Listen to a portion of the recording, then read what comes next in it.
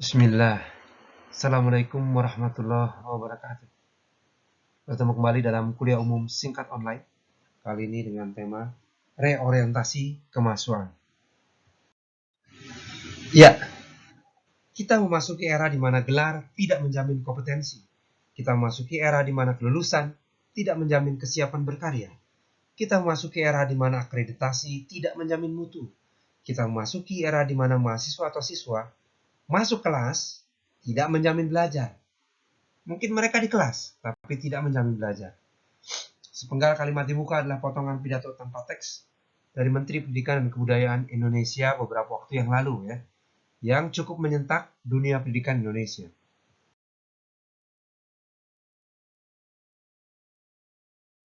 Nah, ada pesan kuat dari kalimat-kalimat tersebut untuk dunia pendidikan Indonesia. Inilah sinyal disrupsi pada dunia pendidikan dan pada pendidikan tinggi pada khususnya. Ya.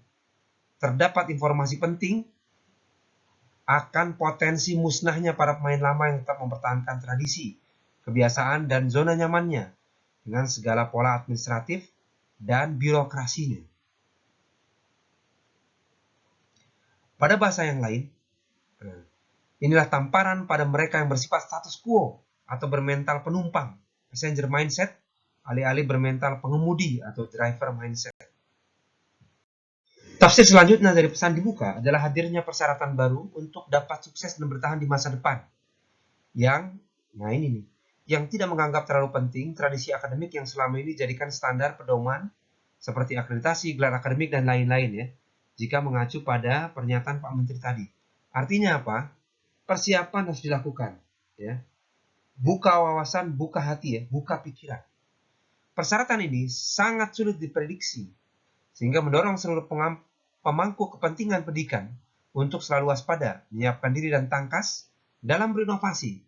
Maka jangka waktu ataupun periode aplikasi kurikulum menjadi semakin singkat karena perubahan tuntutan zaman berlangsung begitu cepat.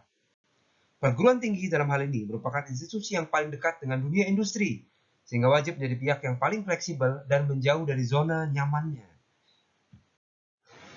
Ya, pada konteks perguruan tinggi, maka pernyataan ini secara tidak langsung juga menyentil dunia mahasiswa untuk lebih adaptif, solutif, serta kontributif pada penyiapan bekal peserta didik menghadapi masa di era evolusi industri 4.0. Mahasiswaan seyogianya ibarat dua sisi mata uang dengan bidang akademik yang berjalan berkelindan untuk membangun kompetensi mahasiswa. Sisi akademik sering diidentikan dengan upaya untuk membangun sisi keunggulan mahasiswa pada bidang studinya, yaitu melalui skema capaian pembelajaran. Sedangkan dunia kemahasiswaan lekat dengan upaya melengkapi atau komplementari dimensi yang sulit dibangun oleh dunia akademik yang sering disebut soft skill ya, seperti leadership, public speaking, organizational savvy, networking, dan lain-lain ya. Yang seringkali ya katanya ini sulit hanya dipenuhi oleh dunia akademik saja. Maka hal ini akan menggugah pentingnya reorientasi dunia kemahasiswaan, gitu ya. Lalu bagaimanakah nih peran kemahasiswaan sebaiknya? Untuk menjawab hal ini, setidaknya akan dikupas dulu secara singkat siapakah mahasiswa hari ini. Pertama, mahasiswa hari ini atau mahasiswa pada umumnya ada dalam tahapan perkembangan psikologis yang merupakan fase remaja akhir menuju dewasa awal. Tahapan ini ditandai dengan hubungan yang kuat atau deep relationship dengan rekan sebaya atau peer. Maka dunia kemahasiswaan adalah dunia teman sebaya atau peer group. Ya. Ini adalah dunia di mana mereka nyaman dengan sebayanya. Ya. Mereka dapat mengeluarkan seluruh ekspresi, aspirasi, dan bahkan curahan hatinya dengan bebas. Ini adalah alter ego dari dimensi akademik. Mahasiswaan merupakan sarana membangun eksistensi diri di luar pakem dan standar akademik yang normatif. Nah, selanjutnya, ya, mahasiswa hari ini adalah bagian dari generasi Z. Kajian dari Stillman and Stillman 2018 menjelaskan bahwa generasi Z memiliki karakteristik sebagai berikut. Pertama, digital, yaitu terlahir pada zaman ketika seluruh aspek fisik, manusia, dan tempat mempunyai ekuivalen digital. Kedua, hyper kostumisasi, yaitu karakter yang selalu berusaha keras mengidentifikasi dan melakukan kostumisasi atau penyesuaian identitas mereka sendiri agar dikenal dunia. Ini mereka melakukan perubahan-perubahan pada diri mereka sendiri, kustomisasi, agar mereka dikenal dunia. 3. Realistis. Memiliki karakter realistis dan pragmatis dalam merencanakan dan mempersiapkan masa depan. Ya, mereka juga sudah mulai memiliki awareness terhadap future-nya mereka. 4. FOMO, yaitu sangat takut jika melewatkan sesuatu. Mereka adalah barisan paling depan dalam tren informasi dan kompetensi. FOMO, fear of missing out. Ya. Kemudian Weekonomist, yaitu karakter yang dibentuk oleh ekonomi, berbagi atau share ekonomi, ya, dan mendayagunakan filosofi kekuatan kami dalam melakukan berbagai hal atau mencapai tujuan tertentu. Ya. Kalau bisa bareng-bareng, ya, kenapa harus sendirian? Kalau bisa berbagi, ya, kenapa harus ego, gitu kan? Kemudian 6. Do it yourself. Mereka bertumbuh dengan banyak pilihan media sosial seperti YouTube yang bisa mengajarkan mereka pengetahuan dan keterampilan apapun.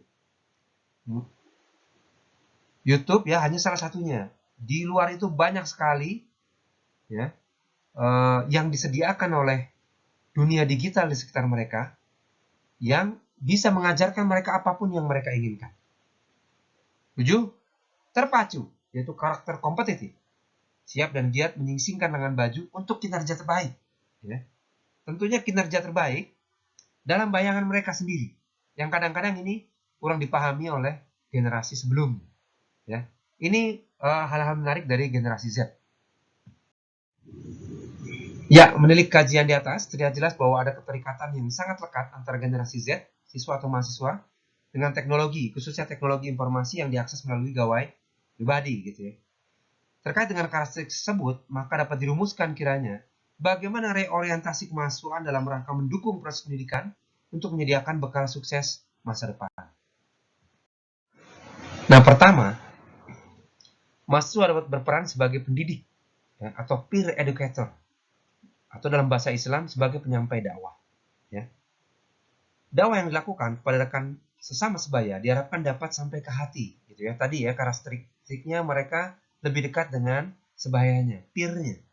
Sebagaimana diungkapkan oleh Zen Umr Sumait di Opini Republika Jumat 6 Desember 2019, yang menyatakan bahwa dakwah perlu dimulai dari hati, karena apa yang datang dari hati akan sampai ke hati.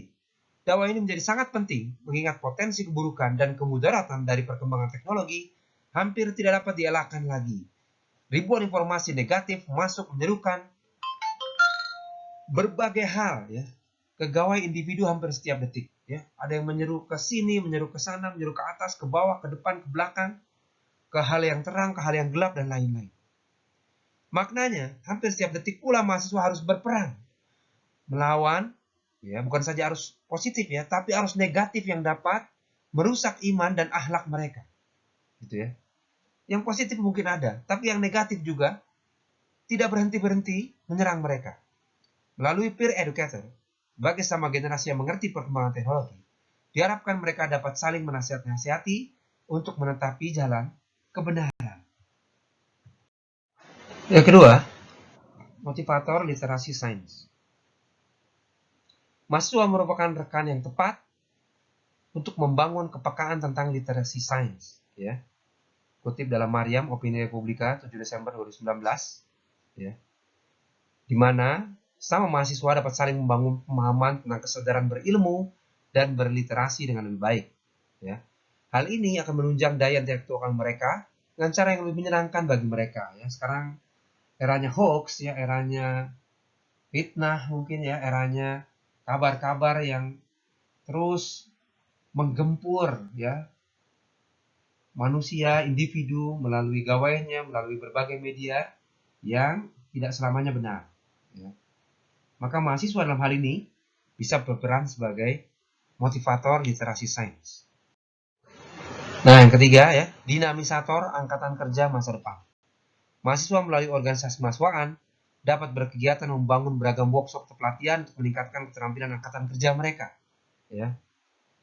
Kemasukan dalam hal ini adalah dunia yang fleksibel. Mereka tidak harus menunggu perubahan kurikulum terlebih dahulu untuk dapat menyelenggarakan pelatihan terkini. Misalnya sertifikasi aplikasi komputer tertentu, ya big data analysis, optimalisasi Internet of Things, atau soft skill lainnya yang dibutuhkan di era revolusi industri 4.0. Ya, artinya mereka bisa mendahului zamannya, mendahului kurikulum. gitu ya.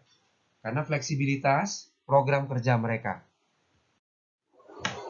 Iya nih yang keempat ya, sebagai hub kreator ya. Ini zamannya share ekonomi ya.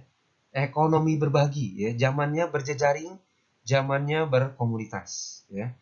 Maka melalui program kerjanya, mahasiswaan dapat berperan sebagai hub kreator dan membangun simpul-simpul komunitas untuk pengembangan beragam aktivitas ya, seperti kajian dakwah, kewirausahaan, pelatihan soft skill, jejaring publikasi ilmiah, dan lain-lain yang selama ini mungkin sudah dilakukan perguruan tinggi ya, tapi dengan kecepatan akselerasi kemajuan zaman, mahasiswa juga dapat mengimbangi itu ya. Artinya menjadi mitra perguruan tinggi dalam pengembangan yang lebih cepat, pengembangan jejaring yang lebih cepat ya, hub kreator dan lain-lainnya.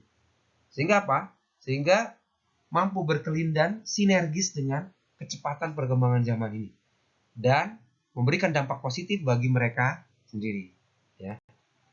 Mungkin demikian ya yang dapat disampaikan. Terima kasih. Assalamualaikum warahmatullahi wabarakatuh.